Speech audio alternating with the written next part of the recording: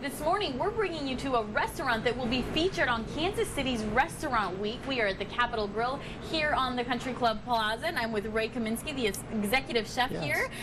You guys are showing us one of your very good recipes. Not one that'll be featured on Restaurant Week, but another one. Right, this is one of our more popular recipes, so I figure it's a little bit more interesting, so I'll let you see what we're going to do today. How to make it all right. What is it? Well, we're going to be making a traditional dish, which is called a filet Oscar. We do things just a little twist on it. As you can see, we got a big bowl of nice Alaskan king crab legs. So a lot of people use blue crab and that type of stuff, but we actually use Alaskan king crab in our recipe. Wow. So I would kind of walk you through this, some of the ingredients that we have. Okay. The first thing we need to do is we're going to make our sauce, which is kind of like the feature on top of it, and it's a classical Béarnaise sauce. Okay. So we're going to use a pasteurized egg yolk product that we're going to start with, and we're going to heat that over the stove, which I pre-started here just to kind of get it working for us. And then the key ingredients is a clarified butter. So obviously this is not a super healthy dish, but we're going to take the egg yolks but it's after. Delicious. Oh, absolutely, and we'll just use a little bit. But we're going to take the egg yolks after we heat it on the stove and we get them nice and frothy. We're going to add the clarified butter to them, and we're going to just make this really shiny. I'm going to add about 1.5 cups to this. A little bit at a time. If you add it too fast, it's going to separate. Okay. So we're just going to add a little bit at a time. Make sure you mix it up Mix it up really well. Once we get a nice sauce consistency on there, we're going to add the rest of the ingredients, which I have here for you. We have a little bit of apple cider vinegar. It's about 1 tablespoon of apple cider vinegar. We're going to put a little spice in there, so we're going to use some fresh Tabasco sauce. Oh, wow. All right, and these get a are little very spice. small amounts. Just very small amounts. We're just making a little bit here. We don't need a lot. A little bit of salt. About 1 teaspoon of salt.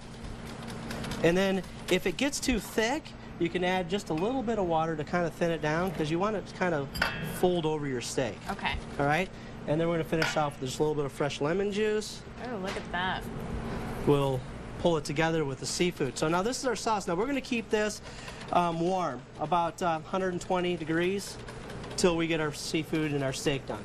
Okay. Okay? We're going to use an 8-ounce fillet for this preparation. Center cut 8-ounce fillet. We're going to season that up with a little bit of our secret seasoning. Okay. And we're going to put that on the broiler. Seasoning I'm assuming Yeah, is Larry's seasoning salt will work. We're going to put that on our broiler, and our broilers here are about 1,100 degrees. Okay. So this will take a short period of time, about 8 to 10 minutes. So you can do it outside on a barbecue grill, probably about 12 to 14 minutes. We'll give you a nice medium rare. Okay? While that steak is cooking, we're going to take one of these nice big Alaskan king crab legs. How do you even work with this? Well, they are very sharp, so you're going to have to be careful with them. Now, we pre-scored these so that they'll break easier for us, and we're just going to crack them. They crack extremely easy. Okay? Look at all that And inside. that meat will pull right out. We're going to crack it at the joints. And when you've cracked these, there are actually these little membranes in there that should pull right out with you. Oh. Those are like the bones. Okay? So that's a nice big chunk of Alaskan king crab leg. And we'll probably do one more. We use about 3 ounces of crab on these. So I'll just get a little bit more for us. Okay? And then what we're going to do is we're going to take some fresh asparagus and we're going to take some crab meat. While the steak's cooking, we're going to warm this in the oven. Okay. All right? So we'll put that in the oven. It doesn't take that long, 3 or 4 minutes. You just want to get it hot. All right? Now when we're done with that, the steak's going to be cooking. So I'm going to turn it one more time for us to get some nice marks on there. Now I pre-did one for us, so we don't have to wait the 12 minutes. Perfect. And we're going to go ahead and plate one of these up. Now, we're going to put this right on the center of the plate. Look at that. Okay?